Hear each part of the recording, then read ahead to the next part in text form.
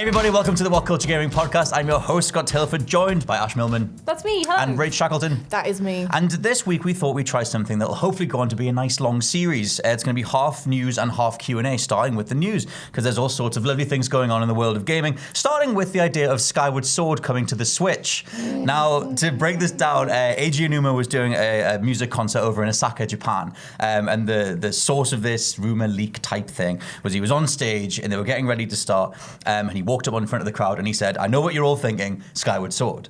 And so for me, I read that as just him having a bit of banter with the crowd because Skyward Sword's not the most positively received one. Great, you're a fan. I mean, you're putting it lightly. And yeah.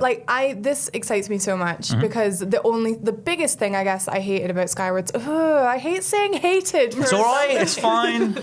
You're amongst friends. The motion controls, it's the movement, it's the control scheme. So the thought of it being ported to Switch, I am so behind. Much more than say the games that I like more, like Majora's Mask or Twilight Princess. Like they play fine, but Skyward Sword plays so terribly on the Wii. Give me it on the Switch. So yeah, very hype. We did that on a Chatty Faces a while ago. It was like games you don't admit you don't like or something. It was disappointments that I gave Skyward Sword a little bit of a spotlight. Yeah, because Skyward Sword in terms of the canon is like this kind of, I don't know, like retroactive new origin for the whole thing, and it's really important. The graphic style is really lush, but obviously the motion controls are a bit spotty. So if they do bring it to the Switch, assumedly the Switch's Joy-Cons will actually let you play it normally. Yeah. Did you manage to touch this thing? I haven't at all. What? Skyward Sword? I didn't touch Skyward Sword, but I think anything moving from Wii motion controls to the Switch is a good idea. I think the Switch is such a neat little console. For, I just want everything on the Switch. Yeah, it's like just handheld consoles are just so cute. Like I think it's a good idea of moving things onto that. I got over my fear of bringing it on public transport because for the longest time when I bought it, I was like, someone's going to steal it. Within seconds of me bringing it out, someone's going to steal it.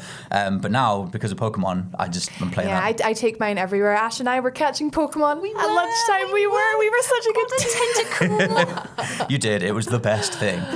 Speaking of new fancy things, Red Dead Online launches across the week. There's actually 3 launch dates for Red Dead Online, which is just weird. So if you bought the Ultimate Edition, you can start from yesterday, Tuesday. If you played on day one, like if you played at midnight or day one, you can play today/Wednesday, and everyone else can join in on Friday. So assumedly they're just staggering it because it would overload the server. I agree with staggering it, yeah. Which is kind of the way that GTA, because GTA 5 had a pretty disastrous launch when it came to GTA Online. Just a really buggy thing, and you could barely get on. But they have said that you can do squads up to 7 people, and they're going to have co-op missions. You can hang out as a posse, and you can raid each other's camps and work together, or you can... Finally! Or you can shoot people or whatever. But the marketing leading up to this was next to nothing. It was just kind of, they barely even mentioned it, and just said it would be coming at the end of November, and then now it's just here. It actually did come. Yeah. Yeah, it's the end of November. But I have a surprise for you guys because I did run some of the news stories past you. There was a Battle Royale mode in Red Dead Online. No, please tell me it's a joke. Come back, Rach. You need to endure this. Royaling is it literally like you can smack their horse into the... I don't know. Do you know what? Go on. Let's just calm down. I'll tell you the deets. What if it's really good? What if it is really good? What if it is really good? Is it though? Is it going to be? Is Battle Royale good at all? Do you know what though? Do you know what? It might be really good, and I know a lot of people enjoy it. Yes. And that is fine. It is. For me though, it's just so samey. They feel like companies feel like a game needs a Battle Royale to be good, and it doesn't. But Let me tell you some things. So this thing, the only way that someone found that this was coming was a user called Illogical Mods basically data mined the files that are online now because of Red Dead Online and found some details as to certain modes that are going to be in there. There's some stuff in there about the story. You get to go back to some locations from Red Dead 1 and you meet a new character called Hawley, which is a thing. Harley. Spoiler free. But yeah, Hawley's meant to be a thing and you can go back to the old map, but the Battle Royale mode is called Make It Count, and it's not 100 players, it's 32. But they said that you do have limited weapons, and you do play inside a shrinking gameplay circle. So it is a Battle Royale mode, but the actual player count is vastly reduced from 100. So who knows? What's the point? I don't know, mate. Do you have some thoughts on the Battle Royale? I think Fortnite, PUBG, Battle Royale is fine, wonderful, a lovely little concept for those standalone games that are Battle Royale games. Don't shovel it into everything that has a gun in it for the sake of shoveling into everything that has a gun in it. It doesn't suit a Wild West narrative. Like, I don't think it suits it at all. I don't think it does. Because the whole of, like, Red Dead and all that in Red Dead 2 is you going around with your posse and doing things like that. It's not going to be a one-for-all sort of situation. It's true, but, like, I mean, the whole idea of the last man standing, the last person standing, the whole, like, idea that you're going to go from, you know, the how barren that sort of landscape usually is. Yeah. Like, if it just comes down to this really dusty, bloody, horrible, oily, grimy fight between two dudes beating the living hell out of each other for one to emerge victorious.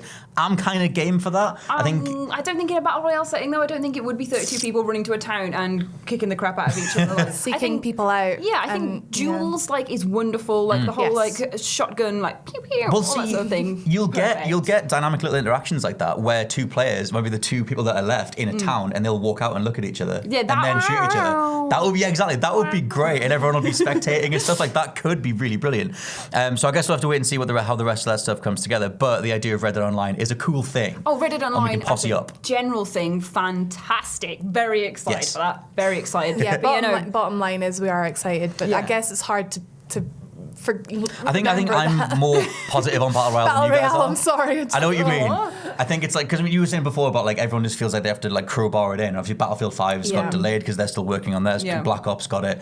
Even Fortnite, the one that's the biggest, it was bolted on to Fortnite. Yeah. It wasn't their original thing. But I mean, as a staple mode, I think it's an interesting shake-up of standard confrontations in an online shooter.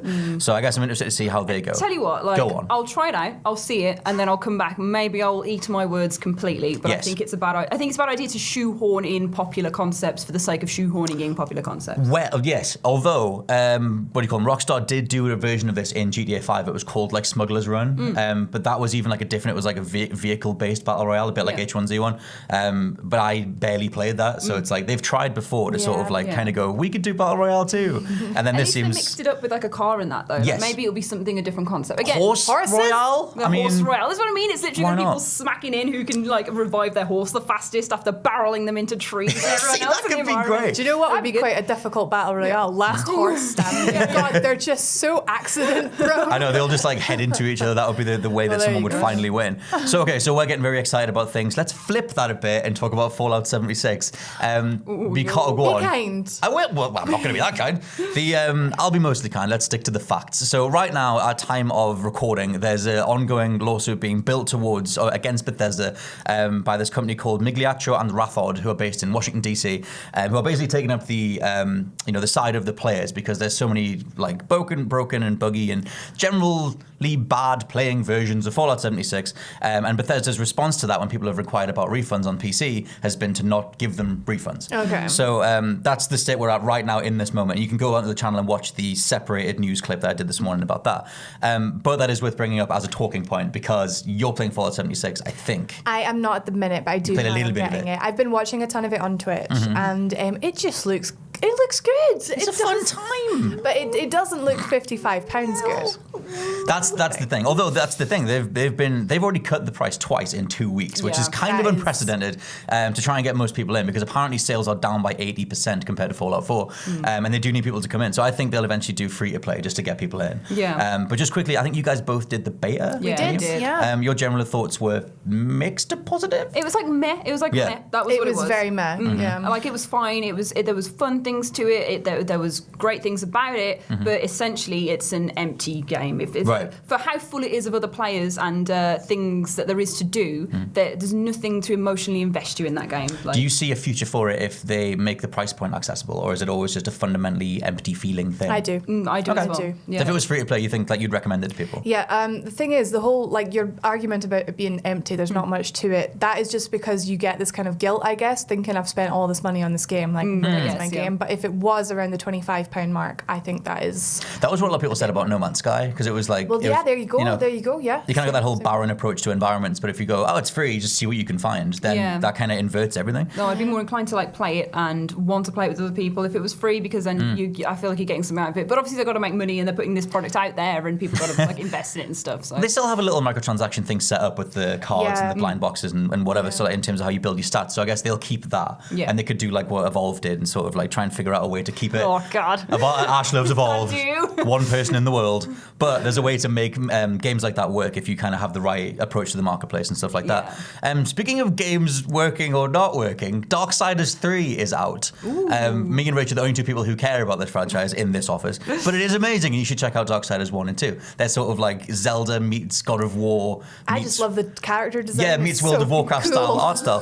So they're great. So Darksiders 3 is out after having next to nothing of a marketing campaign, even though at the beginning IGN did an IGN first, and there's a couple of trailers, but it's there's hardly anything there. thing. And then now it's like, hey, it's released. And the reason I bring this up as a news piece is that all the reviews are all over the place. GameSpot gave it 4 out of 10, IGN gave it 7, Game Informer gave it 8, and God is a Geek gave it 9. Now I bought it last night, but it didn't. I know, I bought it last night, but it didn't download fast enough to do any hands-on stuff. But I'll play it tonight. I'll dive into it. But I just kind of thought I would see where you guys are on, what you generally thought of Darksiders, because we've played it, but if you haven't played it. I played the first one. Played the first one, cool. Yeah. So like, what was your general, I don't know, thoughts when they said, 3's just out now? It's like, yeah, by the way, here you go. Didn't like the first one, so just... What in the lip, why? I remember, this was a long time ago, I remember playing it, turning it on, playing the first bit, and just not being invested in it. I think the whole hack and slash thing wasn't for me at the time, so like I just didn't really give it. I think it's weird because like I kind of think of it as God of War meets Zelda, the basic. Although even then you can just say it's Zelda because you lock on, you've got all the Y targeting, the borders come in and stuff when you fight, and you have a lot of like that item-based progression, like Metroid Zelda type stuff. It is quite clunky in that first one, but I took that as like a powerful, weighty kind of thing. Apparently, Darksiders 3 has gone down the Souls route, according to some reviewers, where it's more about like enemy placement, animations, and stuff like that. Whereas 2 was a big old loot grind. So there's a lot of elements in the franchise. I mean, it's definitely evolving. Yeah, it seems that they're trying some new stuff, but it's just weird the how, I don't know, like vast the review scores have been. We'll check Quite unreliable. That I feel like it's the kind of thing you'd need to sort of look into before trusting. I think I would be like that person who's like a 4 though is the thing. Like on the original one, I'd be like that's rubbish. A 4, even if it's like a 6. But you know what I mean? Though, like, it's at least a 6. It's just come out. Like you play a little bit of it, and just because it doesn't appeal to you that much, you might be like, whoa, crap. And then the people who know the franchise, like are passionate a bit more about it and know it a bit better, like you guys are, you'd be like 9 because it fits all that perfectly. Yeah, it's for me, it's like almost like a spiritual sequel to the Legacy of Kain games. It's got that whole like regal characters, like demonic regal characters in the middle, being all like, I defend you and I destroy you, but like the world itself is all over the top and ridiculous. So there's that. We've also got a potential demo for Resident Evil 2 dropping in December. That sounds lovely. It does sound lovely. So the only reason that this has been scheduled for December is that Capcom have a history of putting out demos for their newly released Resident Evil games a month beforehand. And so the release date for Resi 2 is January 25th. But a guy on Twitter called Anthony Robert put up a bunch of screenshots from his dev console showing the demo being played. It had like, it was Chloe, I can't think of the names, it was like Leon level and Claire level. So you could pick from one of the two.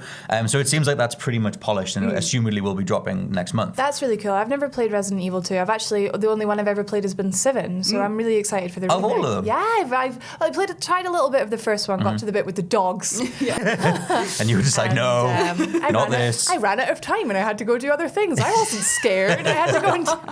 God, I remember me and one of my friends back when that, like on that bit when I'm playing through the first Resident Evil, me and one of my friends when I was younger were like 2 guys playing the game and playing Resident Evil. 2 guys. We can handle this, it's fine. And then I knew that dog bit was coming up, but I didn't know exactly when it was going to happen. And when that crashed through the window, we grabbed each other and held each other. And just sort of was like to get through this. And it was like, yeah, whatever, mate. Yeah, it's fine. But so yeah, assumedly there's a demo for Resident Evil 2 coming. I haven't played the first one since, I don't even know when that came out, 98 or something. We'll play. But it'll be good to see the sort of general state of it. There's also a Super Smash Brothers leak for the new Switch game, but it's like 2 weeks early. So it's... I didn't hear about this. What? So yeah, Smash Brothers is leaked online. It's only available if you have this like specific Switch emulation hardware on PC. Okay. So it's like a thing. But the reason it's like a notable newsworthy thing is there's never been a AAA like first party Nintendo game that's leaked this ahead of its time before. And so like the modding community is kind of leaping all over the fact they can delve into Smash Brothers. Oh dear. But considering it's Nintendo's big thing for the rest of the year, I think most people out of sheer respect will just wait. But it's out there, I guess, for some people, yeah. But I mean, how do you guys think about the general Smash Brothers opinions? Because I'm kind of just mixed. I can't play it well and I hate it, but carry on. I am ready to smash. Good. Who are you going to play as? Because there's a lot. Smile. I love how you're looking worried.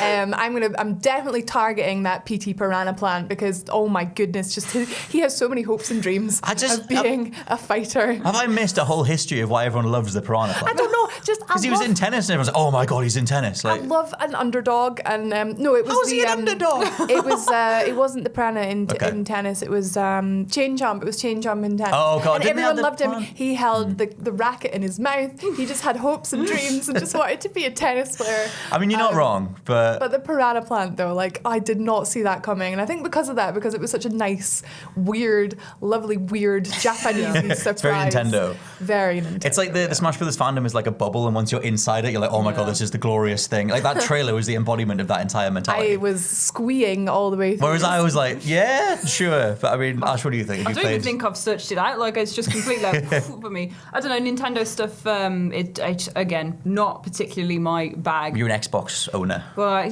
I'm just a bad gamer, is the story. But no, the you Smash play the Brothers important stuff. things. Yeah, exactly. But no, on the Xbox. the Smash Brothers stuff, I think it's great. It's a great party game, innit? It's good. Yeah, It's just good fun. Like I'm not like whoa about it because it'll be fun to play with people, but I'm not going to be like let's get it. Ready. We are lining up Smash Brothers for our Christmas stream, but we'll have more info on that towards December. But we're potentially going to be smashing the hell out of each other. Oh my god, it's going to be fun way glorious. for the majority of December.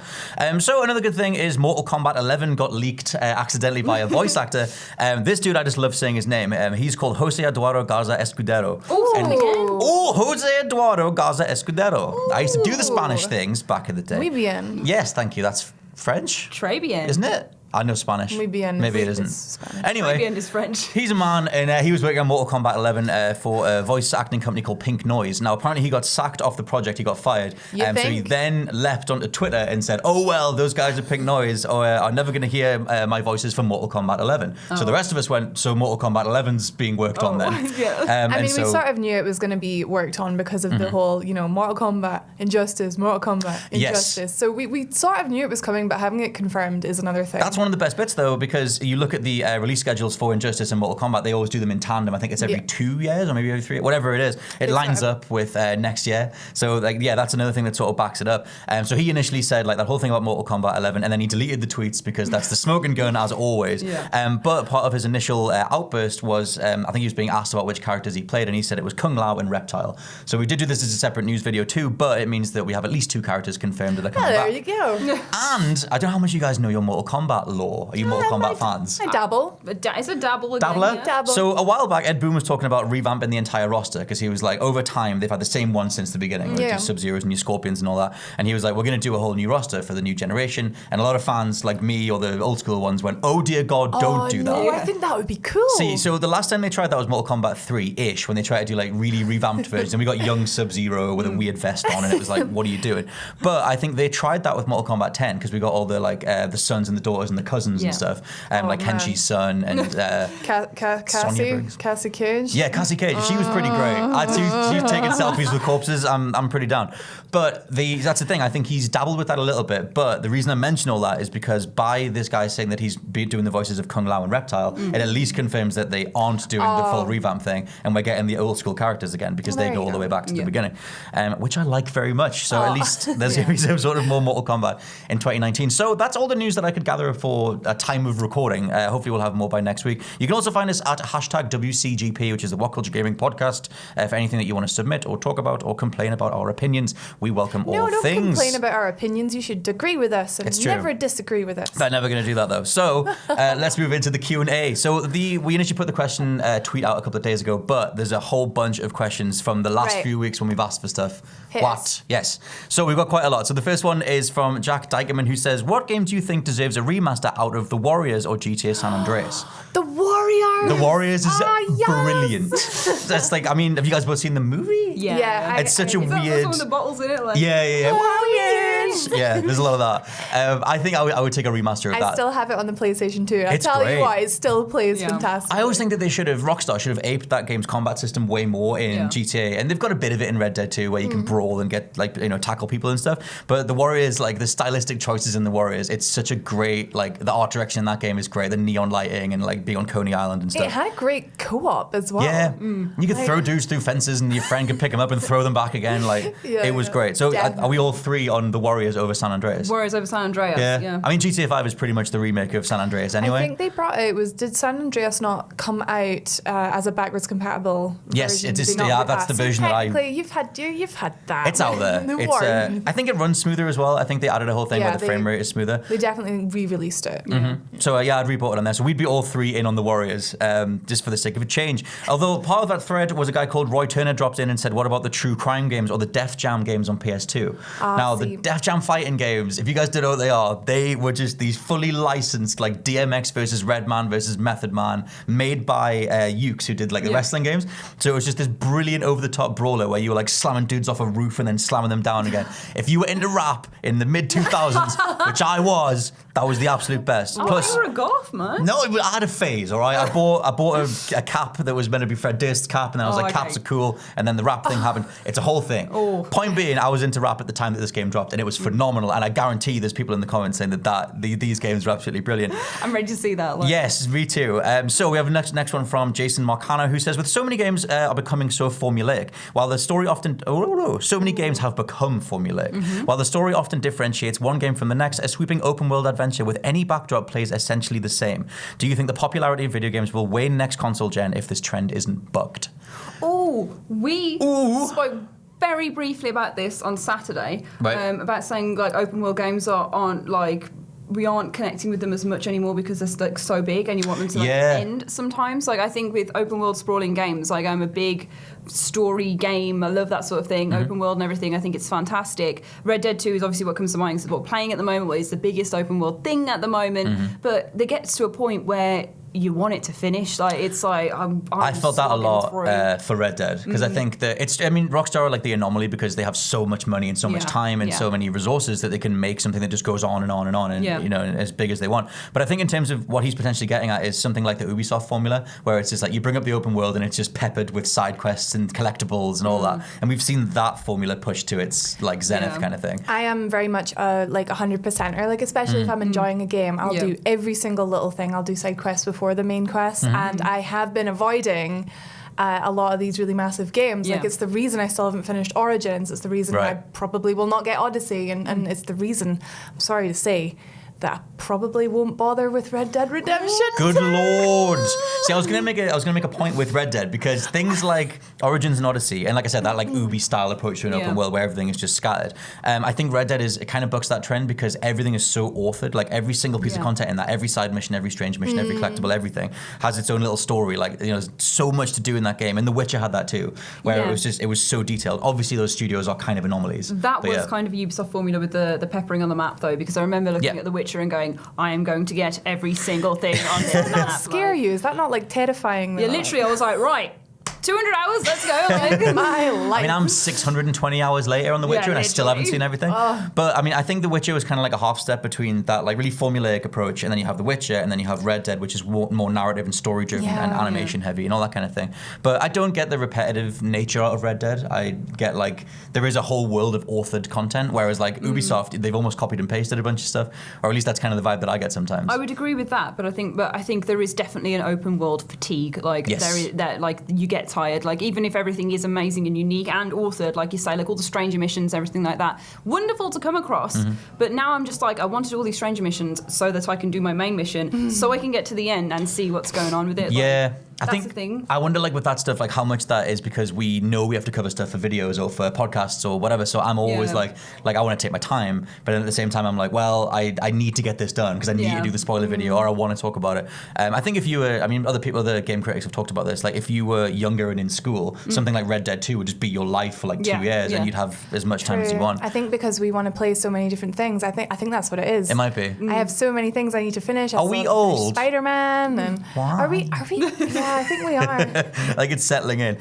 So let's flip to some positive things. This one comes from Benight, who says, what is your favorite narrative in gaming? It can be a single player game alone or it's carried across multiple entries.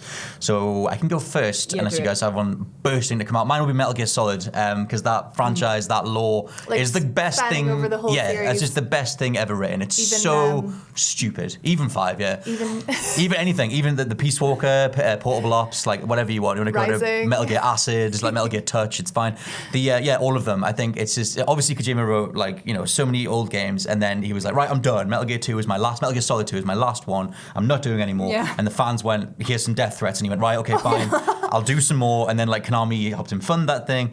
That happened every installment. He's like, I'm done. 3's my last one. 5's my last one. Yeah. And then like finally he left and stuff. Okay. But because those entries were so sprawling and spiraling outwards, they're just this big stupid mess of plot twists, and this character's dead but not really, and a relative but not really.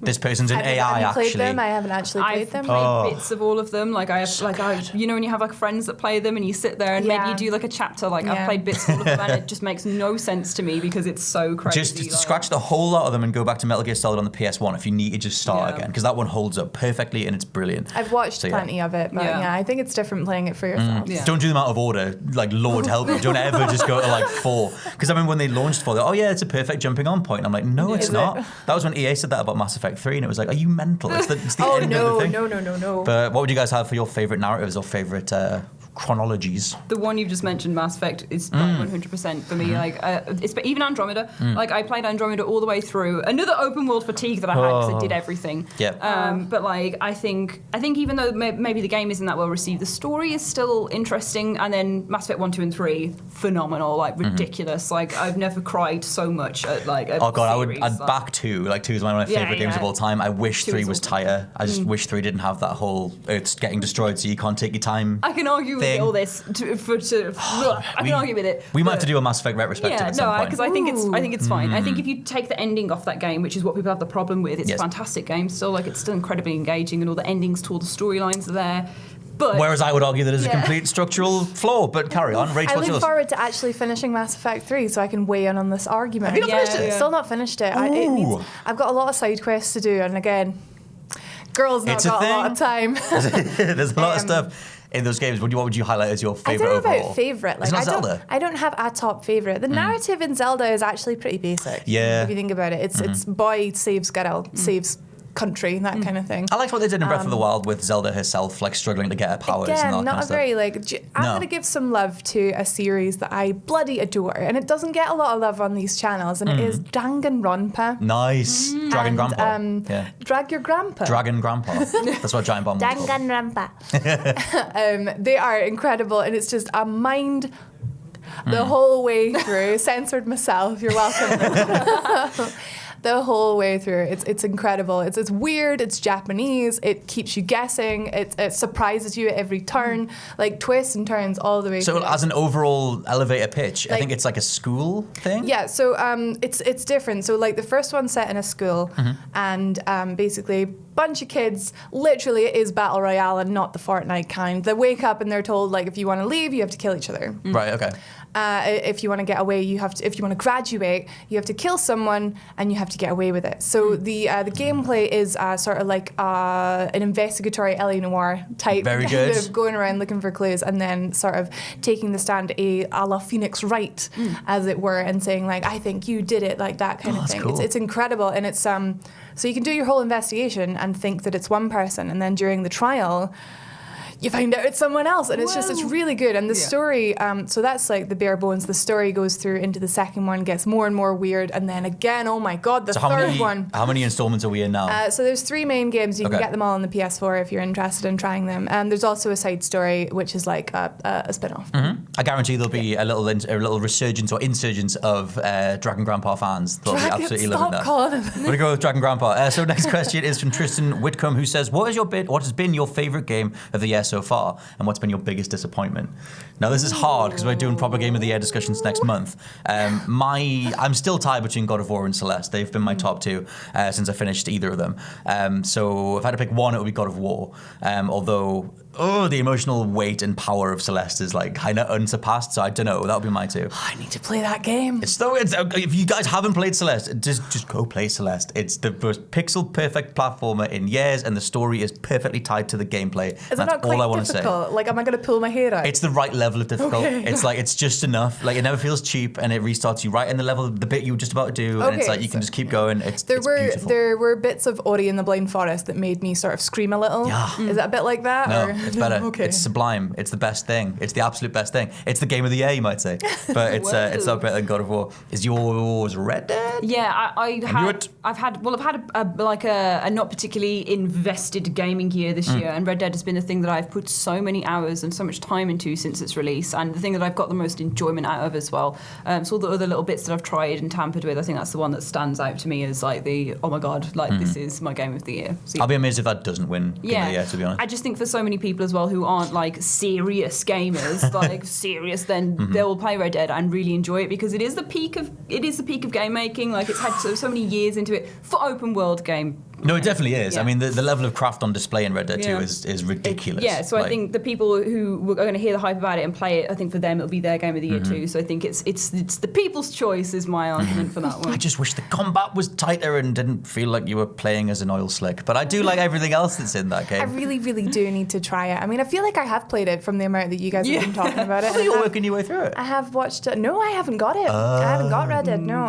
It's Been lurking in that chat like everyone's been sending me pictures of their Arthurs and it's been lovely. Yes. I'm living vicariously through others at the minute. The size of it intimidates me. Is your game of the year Pokemon? Yeah. Pokemon Let's Go is lush, considering it's just like a remake, but it's extremely good. Let's Go it's absolutely brilliant. It's everything I thought it would be, and then doubled. Honestly, I knew it was going to be pretty much exactly like Red and Blue, and in that respect, like the nostalgic in you is satisfied. It's exactly the same story. Gym leaders, even the Pokemon they use is exactly a little bit different. It's tied in with the anime as well. So you got Jesse and James, and like for example, like Brock like looks like anime Brock. And stuff like that. And it's very heavy on the nostalgia in the best way. Yeah, but then it also has all these new things, like being able to ride a Charizard around. And, riding a Snorlax is the only way to go. Snorlax riding though. I'm a pretty big fan. Do you guys have anything for the biggest disappointments? Because actually, I haven't been disappointed by anything this year. I feel like this year the stuff that's been hyped up has delivered really well. Like I mean, everything that was hyped up, like Spidey, God of War, even Monster Hunter was brilliant. Dragon Ball Fighters was amazing. I mean, I suppose it would have to fall to Fallout 76 because I was really hoping for another Elder Scrolls Online, but it just isn't. It's not just I'm not 100% disappointed with it, but it would have to be, unfortunately, the biggest disappointment. This was the first time, because with Fallout 4, I was really disappointed in that, and I potentially mistakenly thought that they would polish things more. And so after Fallout 4, I was like, I didn't expect anything other than a train wreck for 76, and that's kind of been what it is. So that's been my thing. But I think they have completely misread the franchise with that, but we've spoken about Fallout. It's been sensitive. Yeah, we sorry have. I mean, like, I just dig it up again. I agree. I would say for me, again, that disappointed me, but I also didn't have expectations. That's to be completely honest, it's one of the best ways you could be is not get caught up completely in the hype cycle. Yeah. Although we did for Pokemon and it was glorious. But for the most part, you want to try and Spyro. Spyro's really lovely as well. I didn't give Spyro any love. It's so good. Anyway, sorry. So we have a handful of more questions left. This one comes from Parker, who says, inspired by that lengthy intro/tutorial in Red Dead 2, what's your favorite way a game has taught you a mechanic? Now this is very, very specific.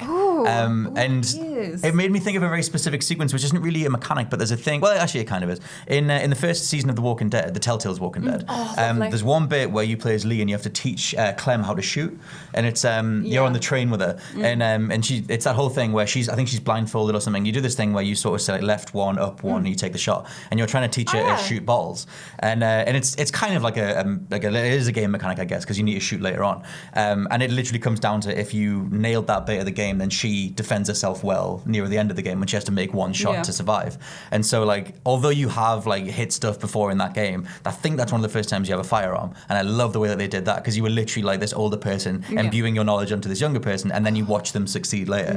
So that would be mine, but this is a very specific question, which might mean that it's impossible. I think off the top of my head, I'm not saying it's a great game, but the standard Ash intro, just because I like it, it's probably bad. The Gianni Sisters, the Twisted Dreams game. That is a good game. Yeah, well, it's a platformer, so it's like, and you play as two sisters, and you're running around, and one is like this like crazy goth, and the other one's like this like cute and fluttery one, and you have to like swap between them to do different powers. It looks a bit like Celeste, you know. It's called Twisted Sisters. Yeah, it's Gianna's sister. Yeah, only sisters, Twisted Rings Dreams. a bell, but okay. But yeah, and you play that, and as it goes through the levels, it's a platformer, so just the levels develop to introduce a new skill each time. So like you'll play it, and then you'll just learn how to like run and jump, and then the next level will be, and then you got to do the flip between the sisters, and then you can do spinning and this, that, and the other.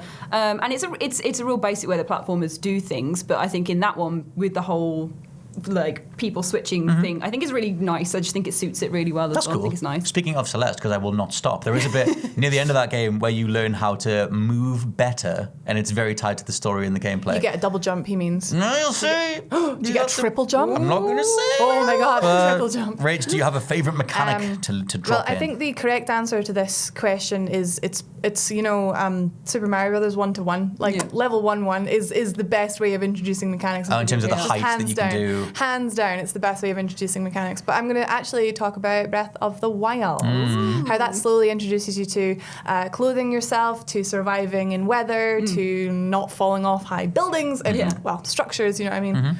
But yeah, some really, really good slowly introducing you the game. I adore that game. Plus, I love the thing when you go too far out and you get one-shotted by something, and it's like, okay, there's high-level enemies there, so I need to stay this other direction. I guess Dark Souls does that to an extent. Yeah, it teaches you. Souls is really good actually at teaching you the whole like restraint and when to attack. It just teaches you to not try. It sort of just squishes you. Yeah, it's effective, I guess, but you know, it's pretty good. So next question is from Connor Davison, who says, "What is the greatest game theme music, and why is it?" Oh yeah! Wow. Why is it obviously Halo? Now that's why I got so excited there, because it is obviously Halo. Halo is the greatest theme music of all time. You put that on outside of any context, it's amazing. Halo is good. But my magical. favorite soundtrack Theme song. Okay, well, I was going to say my favorite soundtrack is Undertale. Ooh. That was really Is that your Undertale music? The waterfall one is gorgeous in Undertale. So is the Spider Bake Sale. I'm going to say Megalovania. Yeah. When you fight. When you fight Is that a Mettaton? spoiler? I don't think so. I'm through Undertale, but I forget what that bit is. When you fight Sans. Oh, we've done that in a I was lot of friends. videos. Yes, I was friends with Sans, so I had no reason to attack him. I was not. That's not good. So what would yours be? Best theme? Ooh, I don't know. I think purely for the burning fires of passion it ignited in me. Ooh, Is it the Bard's Tale again? No, that sent burning fires of passion straight to my loins. No, of course. This one was Skyrim. When you, God, you load it up and the dog goes, It's we like exactly like that is that's a hell of a shout. Like, that's good. After how hyped I was for the rest of the Elder Scrolls, and then the 11th 2011 put it in, I was like, oh my god, it was so good. And, oh god, okay, the comments or anyone on social media hashtag WCGP, let us know if you prefer the Halo theme or the Skyrim theme, which is the Elder Scrolls theme, but the Skyrim version. Scared myself. Stop attacking yourself with the equipment, Rach. Can I change my answer? Can I change my answer? I didn't realize we were doing like favorite of all time. I'm going to say Song of Storms in Zelda. Okay. Anyway, yes, that's the best actually, melody. Skyrim. I think it might actually be Skyrim. It's a big shout. God, it's a big shout from Ash Millman. We will see what the community thinks of such a thing, although I might seed Halo for Skyrim. Okay. But you guys can let us know what you think down in the comments and social media and things below. This has been the WhatCulture Gaming Podcast. I've been your host, Scott Tailford, joined by Ash. I've been Ash, participant in the podcast. Yes, and also joined by Rach. Yes. Good. I'll catch you guys next time. Bye.